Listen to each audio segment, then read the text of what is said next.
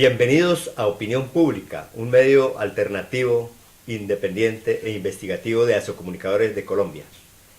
Bien, buen día para mis compañeros de Bueno, equipo. Buen día, César.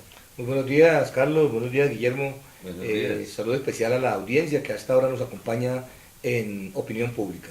Buen día, Guillermo. Bueno, buen día César, ¿no? Bienvenido nuevamente a este su programa e igualmente a toda la audiencia que nos ve desde el canal de Opinión Pública TV, desde CMC Virtual, desde Emancipación Obrera y desde la televisión educativa Institución Boyacá. Y Pavón Roca Bueno, TV, ¿no? Que también está claro, vinculado Pavón a la Roca emisión TV. de nuestro programa. Listo, por YouTube también, nuestro canal también nos pueden sintonizar o nos pueden visualizar. Bueno, de mi parte también bienvenido nuevamente, César, porque usted, pues con tanta ocupación de sus actividades en la parte, digamos, administrativa y de docencia, pues le permite a veces también compartir estos temas de mucho interés para toda la opinión pública, para todos los cibernautas e internautas a nivel local, a nivel nacional e internacional. Bien, mis queridos cibernautas e internautas, en el día de hoy pues tenemos un tema de mucho interés para todo el mundo y prácticamente digamos que es el escándalo económico del siglo, que tiene que ver con Reficar. ¿Qué tal este tema, Guillermo, que vamos a Bueno, tratar el día de hoy? supremamente importante que todo el pueblo colombiano confirme una vez más la clase política dirigente de este país, que es, en términos generales, depredatoria de los recursos del país y depredatoria del fisco nacional. Es decir, yo creo que esta es una vergüenza y da estupor y a impotencia, como lo afirma uno de los columnistas que ha investigado a fondo este gran fraude a la nación, Alan Enrique Bolívar, que entre otras cosas su denuncia fue publicada por Emancipación Obrera hace algunas semanas. Bien, Guillermo, pues vamos a también a saludar a nuestro compañero de equipo, el productor de este programa, a Roger Cortés, quien está detrás de cámaras. Un saludo también especial a todo lo del equipo de Asocomunicadores, agremiación periodistas y comunicadores de esta asociación, Asocomunicadores de Colombia, que ya llevamos más de 2 años, ¿no? ¿No es así? Y Sí. un año también hemos cumplido con este programa de opinión pública. Así que vamos a estar creciendo poco a poco, como lo han visto anteriormente en los programas que le hemos dado a ustedes con temas de mucho interés. Bien, para hacer un preámbulo, mis queridos compañeros, quiero agregar aquí unos párrafos corticos, porque el escándalo del siglo con este tema, con sobrecostos por más de 4.000 millones de dólares, y me llama mucho la atención estos temas que traen aquí, investigando en revistas, en periódicos, y especialmente de semana. Nos dicen un proyecto costoso que lo deja a uno demasiado, digamos, estupefacto de los digamos, altos costos que dan vinculado a esta, digamos, proyecto o a este Reficar. Dice, la ampliación de Reficar valdrá más de las siguientes obras: 1.5 veces más que el Canal de Panamá, una de las obras de infraestructura más costosas de América Latina. Casi el mismo valor de la primera línea del Metro Bogotá. Casi la mitad de lo que costó el túnel San Gotardo, que atraviesa los Alpes y que es el más largo del mundo. Cerca de 10 veces las inversiones que se requerían para hacer navegable el río Magdalena y 6 veces el costo de la modernización y ampliación del aeropuerto El Dorado. ¿Qué tal esa cifra, Guillermo? Sí, no, es que indudablemente es el proyecto industrial más grande que ha tenido el país y el que mayor robo han hecho pues los dirigentes de este país. Y ahí pues vamos a mirar más adelante quiénes están comprometidos con este gran desfalco. Bueno, César, se habla mucho en estos tiempos sobre digamos, este escándalo de Reficar, y la verdad, yo personalmente no sabía de que en América Latina Reficar ocupa el primer puesto como una de las refinerías más grandes y más modernas del país.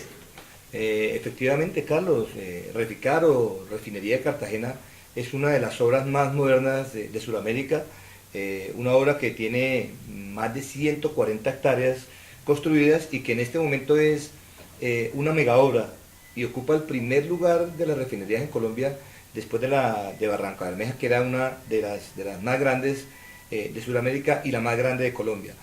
Lo que dice Guillermo efectivamente es asombroso ver cómo la corruptela política ha despilfarrado dineros, o despilfarrado, ¿no? Se ha llevado, se ha robado, para decirlo de una forma mucho más literal, los dineros del Estado que se recogen a través de los contribuyentes y los impuestos que pagamos para que de una forma tan descarada se hayan perdido en sobrecostos de la hora más de 4.023 millones de dólares.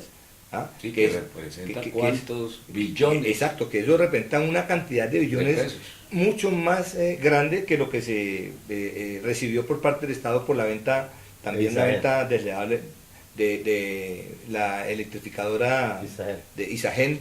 Y entonces, importantísimo lo que se plantea en este programa para que podamos nosotros llevar a la audiencia algunos aspectos que esa corruptela política ha permitido para que se desvíen los dineros que corresponden al Estado y que deberían ser invertidos en la parte social y que desafortunadamente se perdieron. Ahí empezará la investigación, pero como siempre, esa frase famosa que dice: llegaremos hasta las últimas consecuencias y aquel responsable que le caiga el peso de la ley.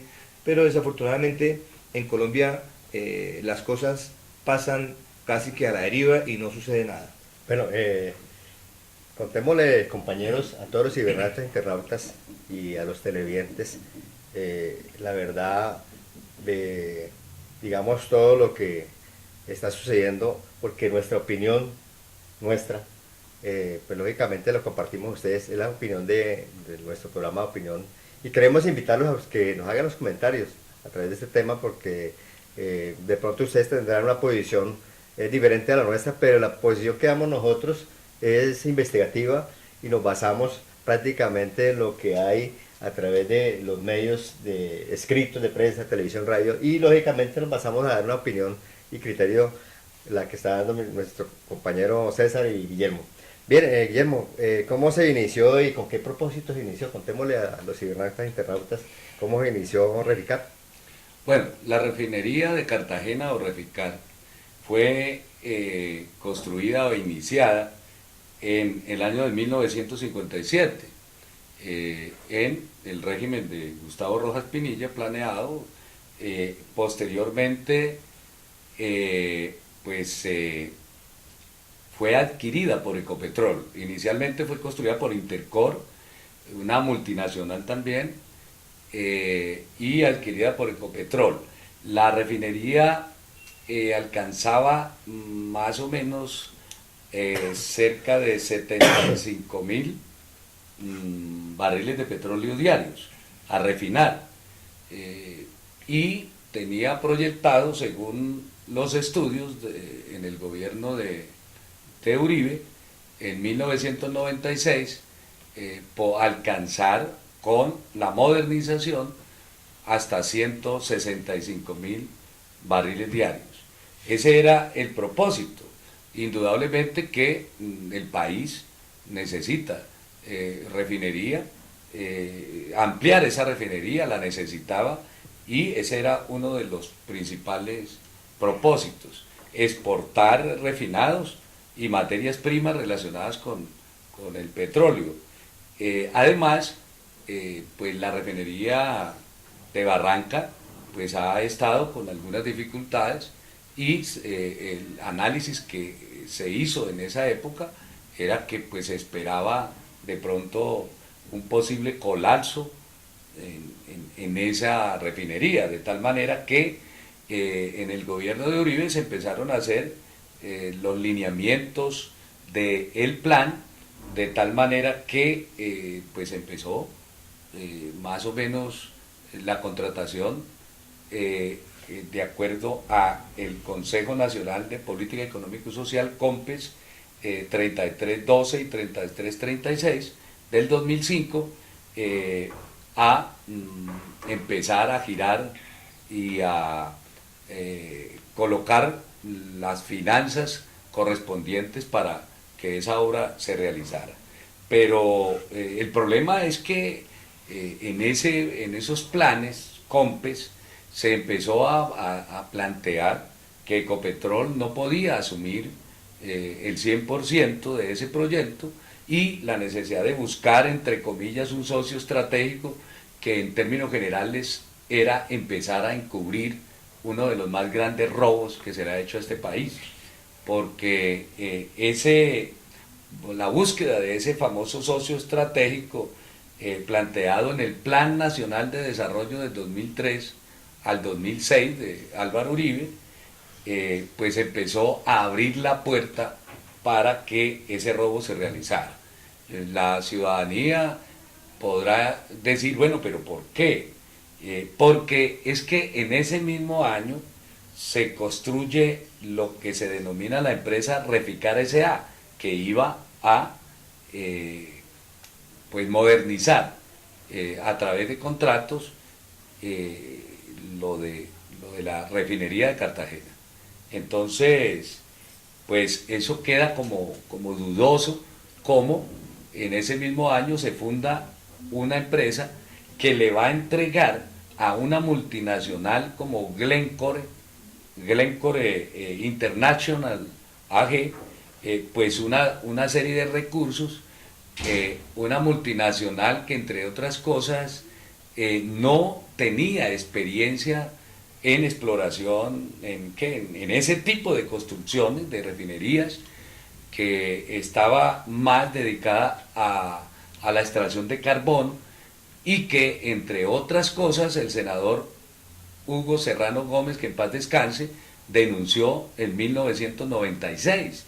Es decir, a pesar de las advertencias que hicieron connotados colombianos, expertos en lo que tiene que ver con el petróleo, como este ex senador pues, de la República, el gobierno Uribe inició los acuerdos y el contrato que le daría comienzo a este gran desfalco al país. Sin embargo, Guillermo, miren usted que en muchos artículos hay una controversia, y usted sabe que eso ha pasado en el país, Carlos, también frente a las diferentes contrataciones que los gobiernos,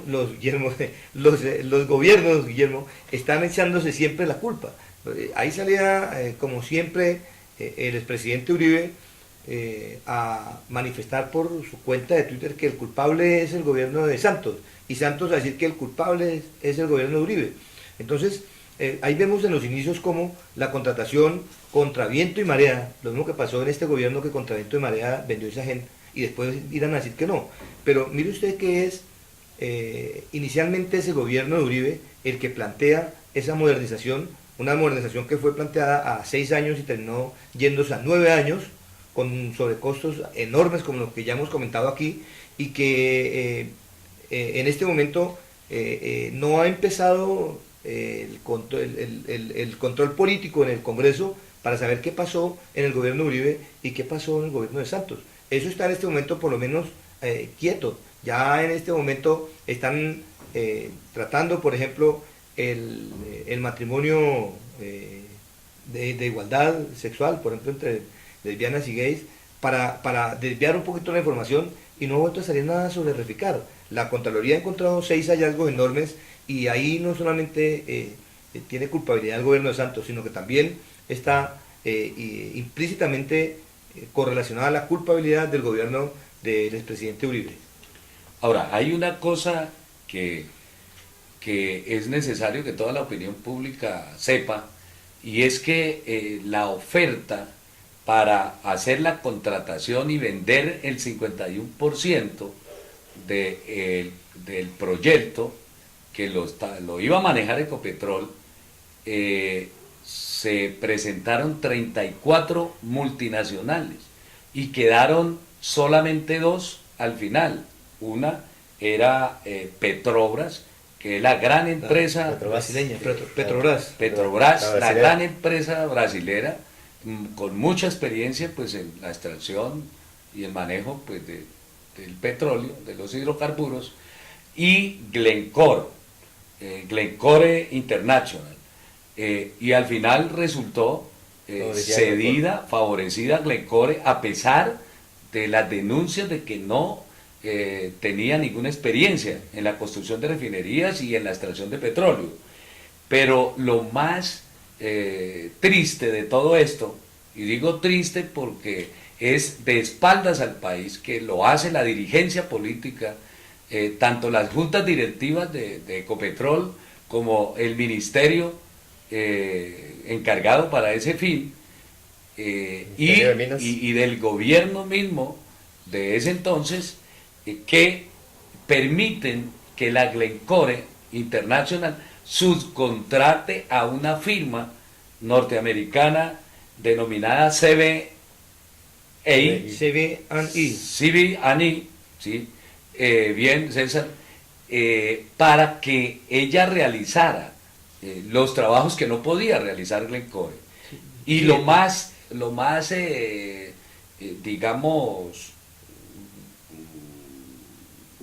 a ver, grave, lo más que le da a uno impotencia es que esta famosa firma, CBI, pues resulta que terminó siendo quebrada, o sea, se declaró insolvente unos años posteriores al contrato.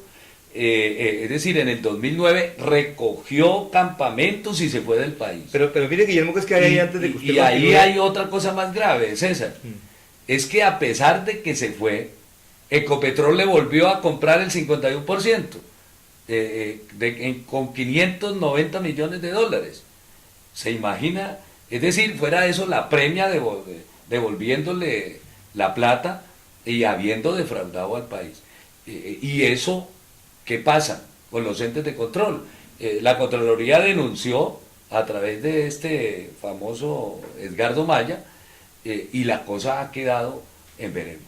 Es que la compañía CB&E, que es la que continúa con la obra que tenía que realizar Glencore International, tiene también una subcontratación con la empresa Foster Wheeler, que es la que se encarga de hacer casi que la vigilancia, digamos, y entre ellos se van tapando y van haciendo otra serie de adjudicaciones de contratos, que lo que usted decía es cierto, Guillermo. Aparte de eso, CB&E es premiada por Ecopetrol, pero también le dan toda la facultad para que ella escoja quién lo va a vigilar, cuando debería haber sido o un órgano de control del Estado o la misma compañía Ecopetrol quien designara una compañía externa y que no tuviera intereses con la firma CB&E para que tuviera un control mucho más exacto sobre el desarrollo de las actividades, tanto desde el punto de vista de la ampliación de la planta, como desde el punto de vista de las inversiones y de la contratación que hizo esa empresa, que finalmente empieza a generar unos sobrecostos, que son 6 de los puntos que encuentra la Contraloría, para decir que efectivamente esos hallazgos determinan unos sobrecostos inmensos, donde están relacionadas las firmas que hemos mencionado, la CB&E y la firma Foster Wheeler, que son transnacionales, pero que también hay personas de organismos internacionales, de empresas nacionales, perdón, que están ahí mezclados en esa contratación y en esos sobrecostos, que permitieron, ¿no?, que se diera eso. Sí, insólito, pero tristemente realidad, que prácticamente este proyecto no tuviera auditoría, porque la auditoría misma la hacían ellos, sí. Con la contratación, como dice César, de la Foster Wheeler. Sí, muy tenaz, y sobre todo que pues cuando se dio cuenta el país a través de la denuncia que hizo el Contralor, prácticamente pues la empresa se fue del país. Es decir, eso fue un hecho. Y lo otro que es también insólito es cómo la junta directiva de Ecopetrol vuelve y recoge, es decir, le entrega la plata para luego tener que demandar a una empresa multinacional que en términos generales pues estaba quebrada. Pero es que lo más raro de todo es que la empresa CB&E esa empresa se constituyó, o por lo menos tenía en el país solamente 230 millones de pesos. Imagínese. Para manejar más de 70 millones de dólares, es decir, no había respaldo. Y como la clase política, como el Ministerio de Minas, como los auditores y todo lo que tiene que es ver decir, con cuidado. todos los controles del Estado, ¿a dónde está el procurador? Que también tuvo que haber denunciado de alguna manera.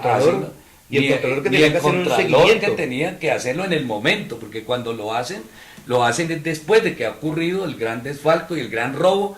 En este momento se plantea que está cercano a los 15 billones de pesos, que representa en términos generales casi un 15% del presupuesto nacional en un año. Imagínese usted. Y efectivamente, si no se hubiesen presentado esos sobrecostos, seguramente que no habría ninguna razón para que el gobierno actual hubiese puesto a la venta a Isagen. Porque es una de las falacias que esgrime el gobierno, es que hay faltante de recursos. Pero miren ustedes, amables televidentes y compañeros, cómo los recursos que son del Estado se fueron yendo rápidamente. Por ejemplo, en uno de los hallazgos de la Contraloría, entre la firma CB&E y Foster Weller, hay más de 18 contrataciones con un incremento del 100%. Es decir, una sobrecarga inmensa que tienen esas dos contrataciones por 185 millones de dólares y 1.67 billones de pesos. Imagínense ustedes la cantidad de dinero que se movió durante esos 15 años, porque eso no fue solamente en los primeros años, sino que se siguió dando, y hay personajes que están en la política hoy y están campantes. Sí, están campantes. Bueno, compañeros, como estamos llegando ya, terminando la primera parte de este gran programa de opinión pública con este tema de mucho interés, con la situación de Reficar, queremos brindarle a todos nuestros cibernautas e internautas una ubicación de qué ha pasado en este momento, qué está pasando. La refinería funciona, arrancó, no ha arrancado, qué está pasando en este momento con Reficar, o está ahí inmóvil el proyecto. Bueno, desde octubre del año pasado se hizo la entrega de las obras. El presidente Santos hizo la inauguración este año, en el 2016, y al parecer está funcionando, pero no está funcionando al 100%, es decir, hay algunos inconvenientes para el funcionamiento de esa planta. Hubo retraso en más de un año, y eso representa indudablemente pérdidas de millones y millones de dólares. Es decir, ahí hay otra cosa aberrante, y es que los abogados, cuando se fue la famosa firma del país, la CB&E, pues se fue y ella cobró 2 años de utilidades y la dejaron llevarse esas utilidades.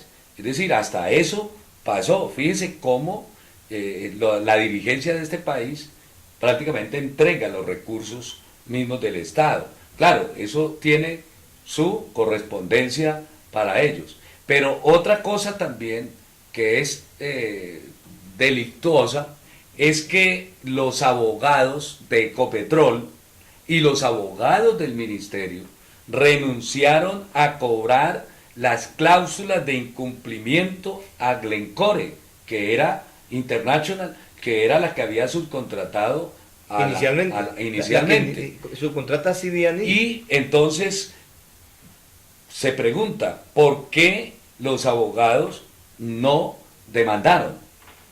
No le exigieron, porque ellos sabían que estaba quebrada esa empresa, porque la habían organizado de fachada, con capital norteamericano. Una empresa de papel. ¿Qué ganaron esos abogados? ¿Por qué no hubo pues vigilancia frente a eso de los organismos de control en el momento?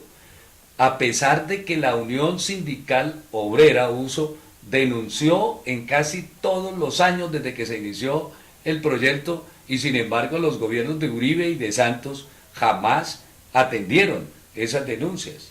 Bien, compañeros, entonces vamos a dejar aquí para continuar en breves segundos la segunda parte de este tema de mucho interés de Reficar aquí en Opinión Pública.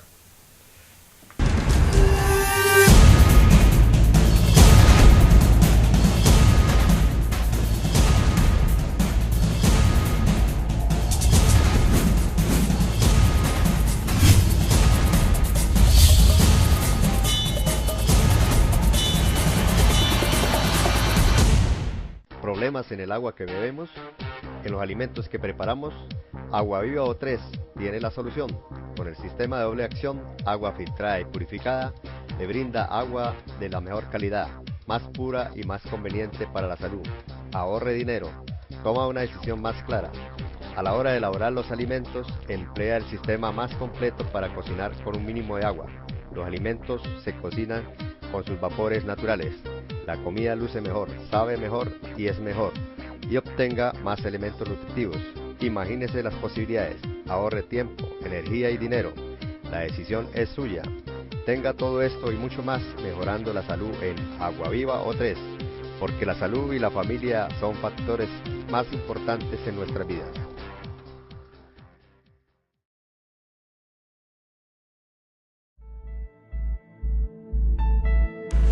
Institución Educativa Técnica Boyacá, 95 años sirviéndole a Ibagué y al Tolima. Ofrece preescolar, básica primaria, aceleración, básica secundaria, ciclos en jornada nocturna, bachillerato académico, bachillerato técnico empresarial, técnico en arte, comunicación social, periodismo, bachillerato con énfasis en ciencia y tecnología. Matricúlese ya. Carrera Quinta, calle 20 esquina, Ibagué.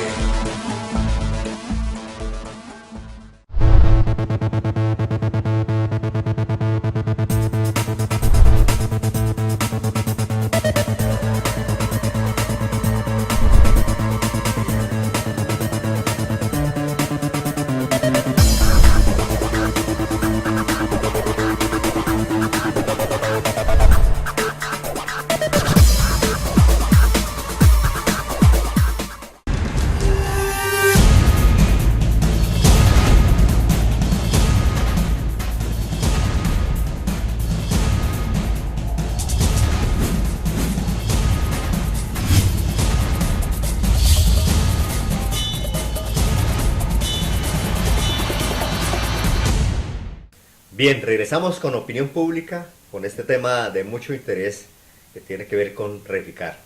Un tema, digamos, muy hablado en toda parte mundial, candente, y un tema escandaloso económico del siglo, como dice el titular de semana.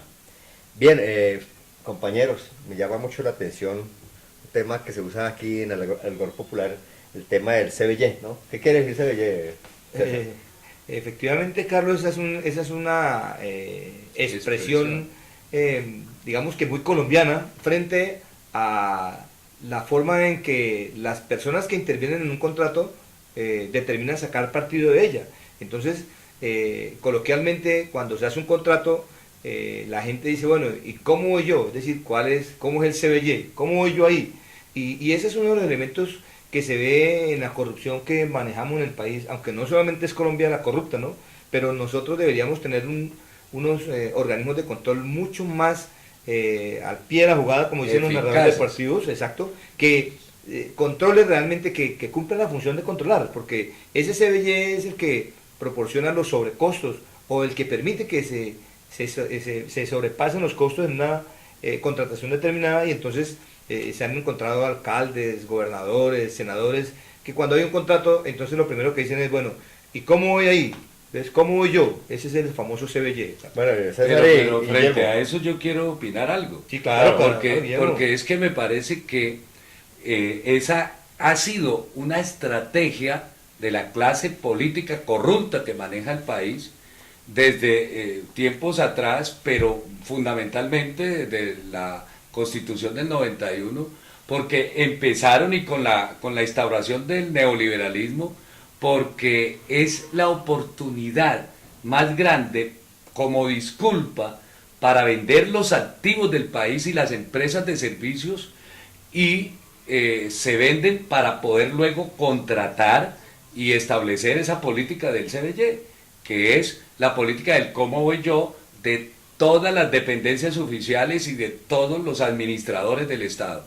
Es decir, no ha habido en Colombia absolutamente ninguno de los entes del Estado que no esté comprometido con contrataciones fraudulentas y con abusos de esa naturaleza. Bueno, Guillermo, yo me atrevería a decir que estamos en este momento, como todos le dan nombre carteles, yo diría que aquí habría un cartel estatal. ¿Por No, qué? el cartel es de la clase política. Y de la clase política, de la clase y frente a la política contratación oligárquica de este país. y frente a los recursos del Estado, Guillermo, porque Sí. es que la clase política se ha venido lucrando y ha venido pelechando de los recursos económicos del Estado. ¿Y quiénes son los que, entre comillas, y también usando una frase coloquial, llevan del bulto?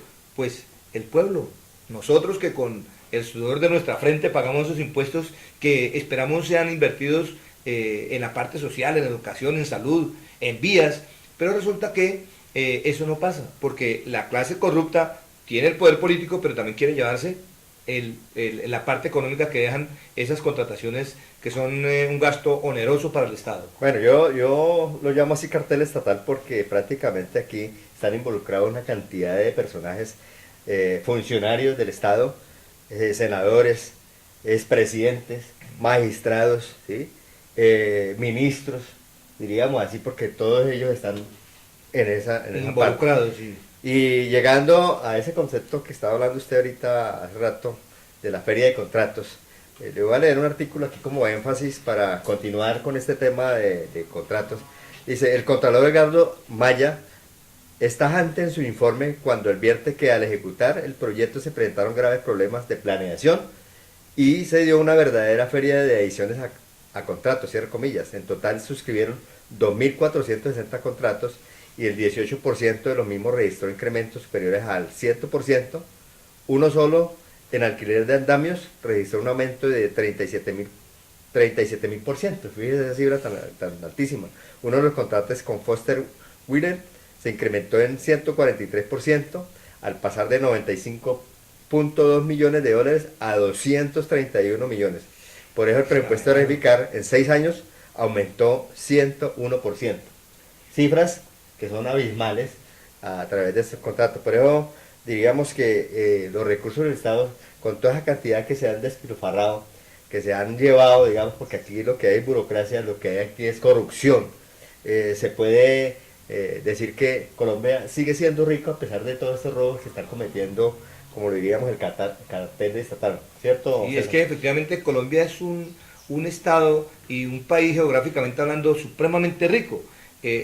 Si no fuese así, nosotros estaríamos como Haití, como algunos países de África, que no tendríamos ni siquiera la posibilidad de tener un mínimo servicio de salud, que es muy paupérrimo aquí en el país, pero que por lo menos existe. Pero existe no por la clase política, no por la inversión, sino porque somos un país realmente súper rico. Y eso es lo que aprovecha la clase corrupta del país, la clase política corrupta, para sacar recursos. Vea usted que todos los que llegan a ocupar un puesto por elección popular, bueno, todos no, hay que hacer una excepción. La mayoría salen millonarios, salen enriquecidos. ¿A costa de qué? Del erario público.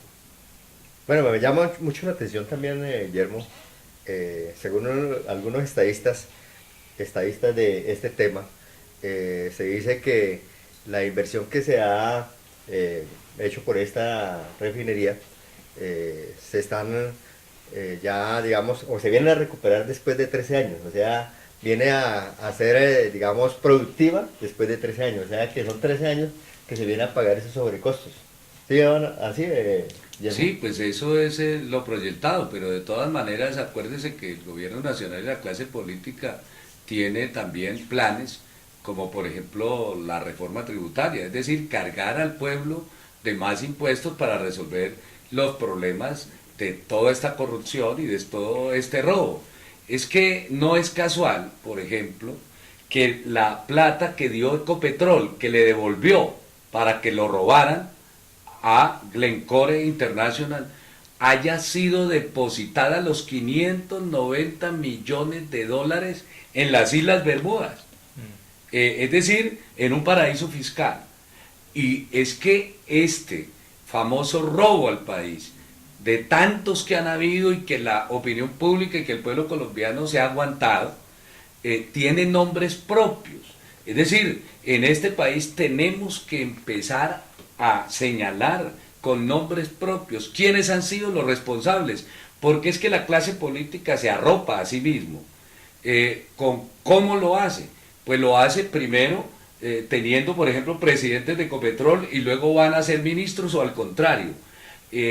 O igualmente los mismos contralores o los mismos procuradores o los mismos entes de control se rotan con los mismos que han sido y han administrado los bienes públicos o los contratos de las entidades públicas.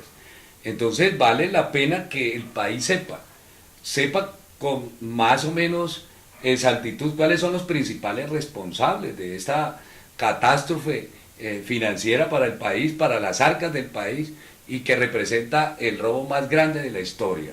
Y efectivamente, Guillermo, es necesario hablar sobre los responsables de esa catástrofe económica, de ese, como lo decía Carlos, titula semana, el robo del siglo.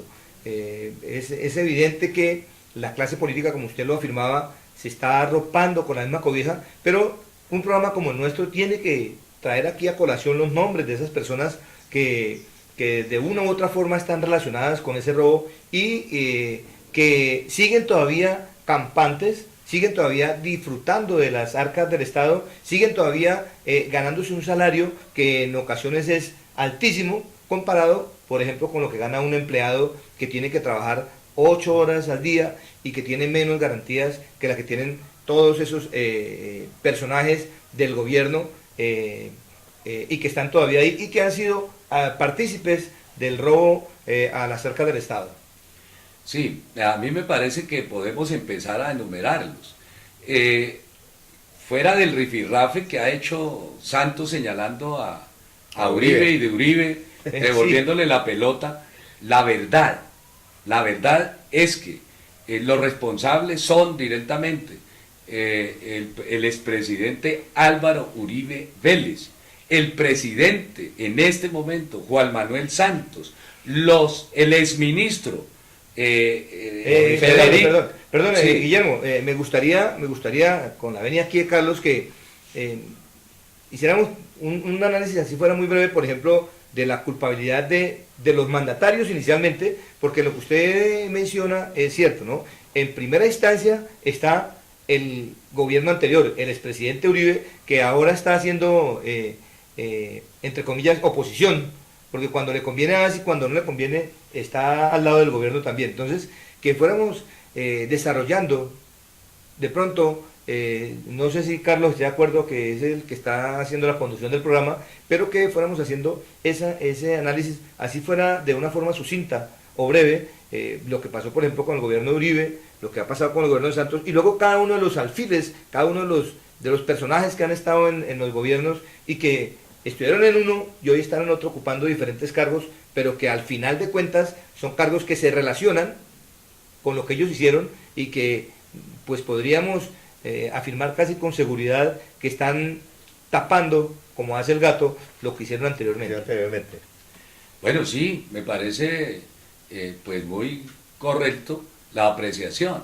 Es que para ninguno que viva en este país no puede dejar de entender cómo un presidente de la República que firma y que le plantea al Congreso un plan nacional de desarrollo, en donde desde ahí mismo se abre la posibilidad para que una firma extranjera realice un contrato que lo podía hacer Ecopetrol y que si no lo podía hacer podía tener asesores que sí contribuyeran a eso sin necesidad de gastarse toda esa cantidad de dinero que lo hicieron. Ahí se habla del gobierno de Uribe. Estoy hablando del gobierno de Uribe.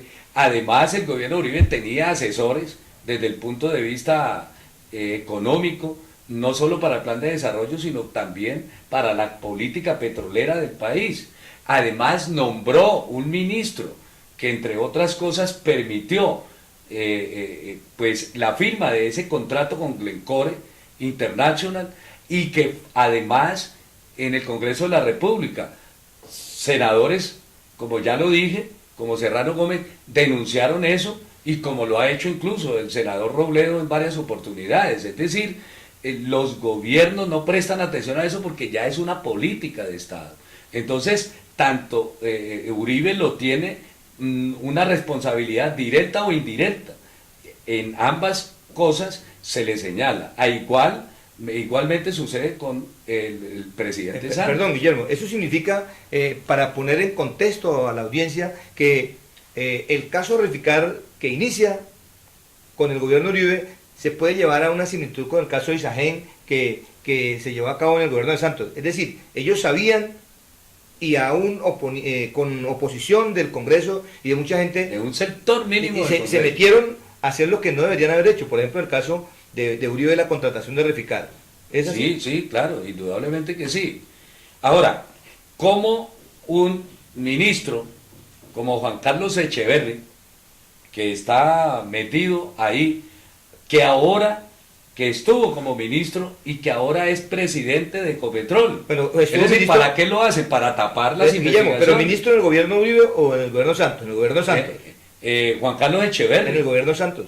Sí, por eso. Exacto, pero ahora sigue, como usted dice, en ese proceso que ha empezado la Contraloría. Entonces lo sacan de un puesto donde está directamente comprometido, porque él es el ministro, y lo meten nada más y nada menos que en la presidencia de Ecopetrol, que es una de las empresas que ha sido desfalcada, sí.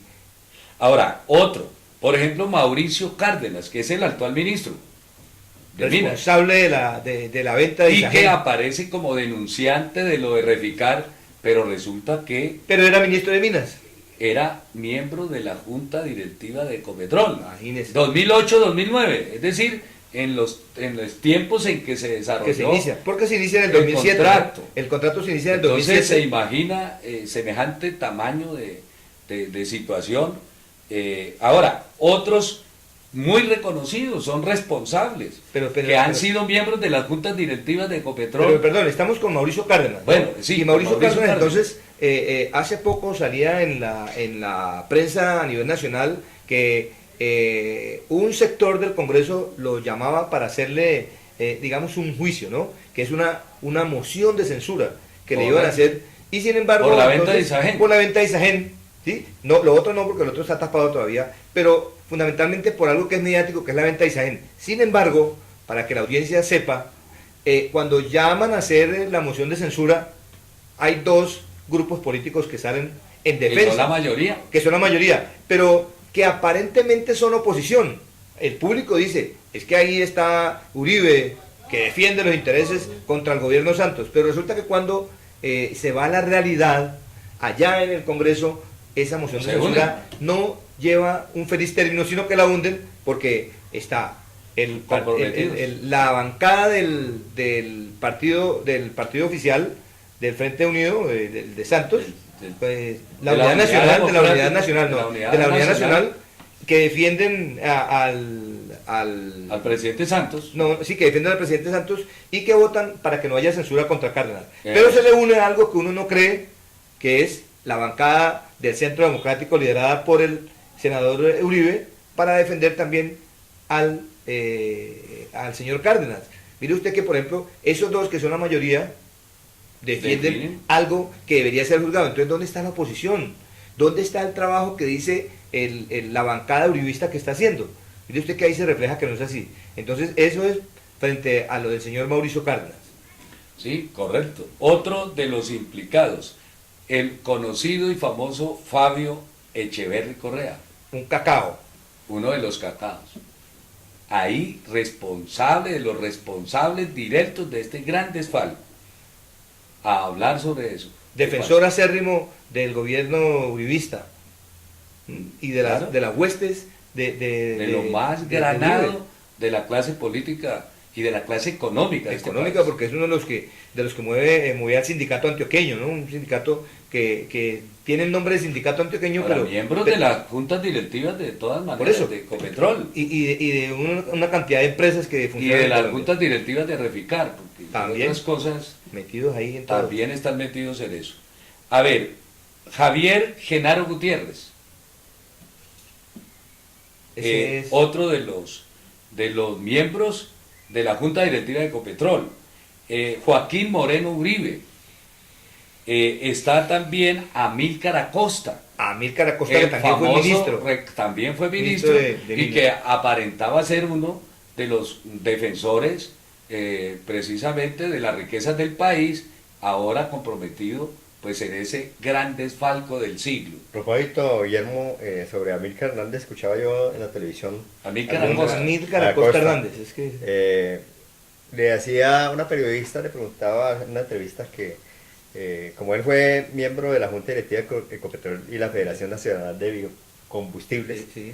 Que por qué cuando fue ministro de Minas no actuó, digamos, dar a conocer las fallas que tenía esta entidad y no lo puso a tiempo sino por fuera, ¿sí?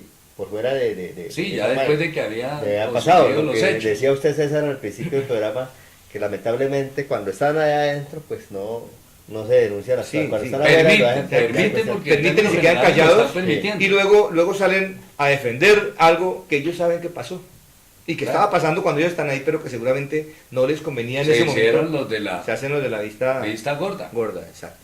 ¿Qué otro, Guillermo? Otro es Reyes Reynoso, Federico Rengifo Vélez. Usted sabe también ese apellido de dónde viene. Ellos son amigos suyos, Guillermo.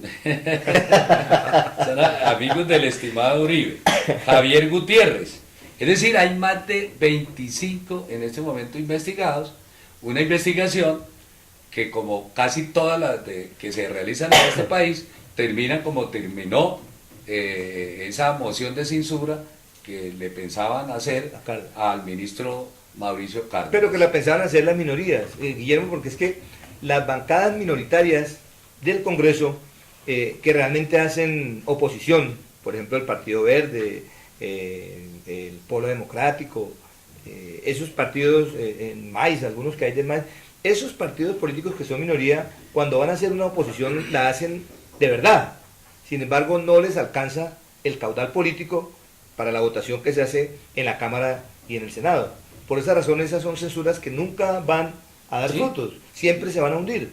En cambio, miren ustedes que cuando la Unidad Nacional, que es la que está acompañando al presidente Santos, propone algo, generalmente lo consiguen, porque tienen su mayoría. Pero lo mismo hizo Uribe, ¿cierto? En el gobierno de él. Exactamente. La mayoría, y estaban cogobernando con Santos. Es decir, ahí están los dos responsables principales de esta situación. Es que yo he dicho, Guillermo, que los gobiernos más nefastos para el Estado colombiano han sido estos 8 años de Uribe y estos 8 años que ojalá terminen rápido del presidente Santos, que fue elegido porque uno no sabía si era peor el remedio que la enfermedad, ¿no? Y entonces se eligió a Santos, pero mire usted que tras bambalinas van cosas oscuras y que son muy duras para el pueblo colombiano. Claro que está una cosa que hay que reconocer, que en estos 16 años prácticamente el país ha evolucionado, ha progresado mucho, pero lógicamente que ese progreso, esa evolución, pues ha traído mucho dinero, muchos recursos, y pues eso lógicamente, pero más grande la tómbola, más el robo para poder... Yo creo que Colombia ha progresado en estos años porque nació Asocomunicadores, porque está Opinión Pública al aire, pero yo no leo tampoco un montón de cosas, ¿no? Por ejemplo, mire que los gobiernos, nosotros tratamos aquí una vez un programa sobre... No, es que ¿sabe por qué lo digo, César? Porque es que entre más obras se hagan, más proyectos, pues lógicamente hay más plata para los que van a inyectarle la plata a esas obras. Para los que roban. Es una danza, exacto. Una danza de robo millonaria. Entonces se inventan las obras, se inventan una cantidad de proyectos, una cantidad de cosas para poder sacar... ¿Para qué necesitan los recursos de ISAGEN? Para las vías 4G, o sea, de cuarta generación. Pero realmente de esos dineros que se obtienen por la venta de ISAGEN, si acaso el 30 o 40% se van a invertir en obras. Pero a veces, lo decíamos en un programa anterior, los recursos que gira el Estado no se quedan en el Estado, sino son personas que contratan y subcontratan las que se llevan esa parte, pero Guillermo lo decía en esa ocasión, culpables al 100% los organismos de control. Mire usted que de pronto podíamos tratar eso en otro programa, que es el programa PAE, que es el programa de alimentación escolar, como por todos lados han salido denuncias, pero el dinero está ahí, ¿no? Se giran unas millonadas, unos recursos, pero los que contratan, subcontratan y ahí es donde se va perdiendo la plata. Lo mismo que pasa con la famosa ley 100 que dejó el señor Uribe, donde la salud está agonizante.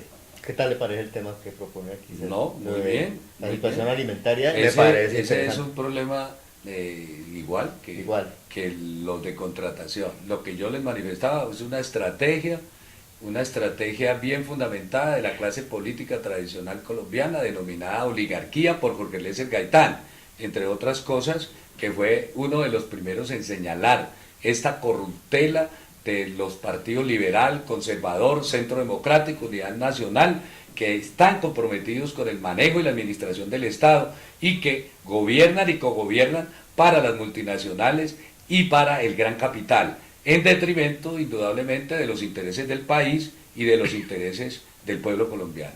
Mire, me llama mucho la atención ahorita leyendo este texto aquí de Amílcar Acosta, ya para darle un poquito. Amílcar Acosta es de La Guajira, ¿cierto? Sí, sí. Imagine. Y la empresa que maneja, la que dijo usted ahorita, ¿Glencore? No, Glencore International son multinacionales. es una es multinacional. especialista en carbón.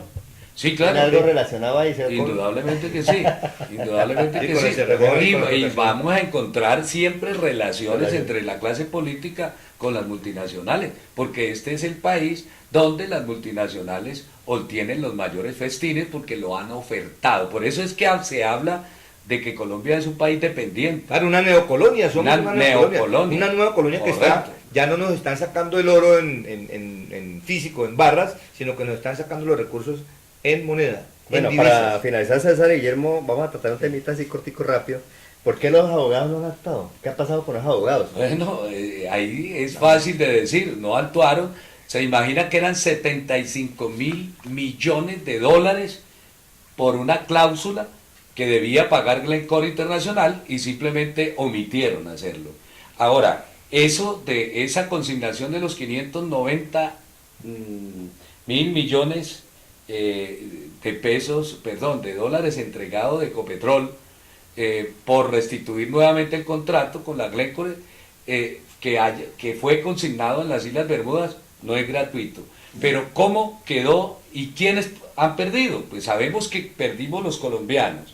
Ecopetrol perdió 5.743 millones de dólares, que representan aproximadamente cerca de 10 a 15 billones de pesos. Además, solo por el pago de intereses de plata que le tocó prestar, es decir, por asumir eso, le tocó pagar 740 millones de dólares más. Bien, César, ¿cuál es su conclusión de este tema para todos los colombianos? Pues que efectivamente los abogados y al igual que la clase política también están disfrutando de algunos dineros que son del Estado y que ellos como responsables han dejado que se dilapiden y que se pierdan. Bueno, muchas gracias a César, a Guillermo, por su participación, a Roger, detrás de cámaras, y a su suscrito Carlos Pavón, que les ha presentado a todos los internautas este tema de mucho interés. Esperamos que les haya gustado, háganos un comentario, los links, y al próximo programa con otro tema de mucho interés para todos. Bueno, hasta la próxima. Hasta la Ven próxima. que estén bien.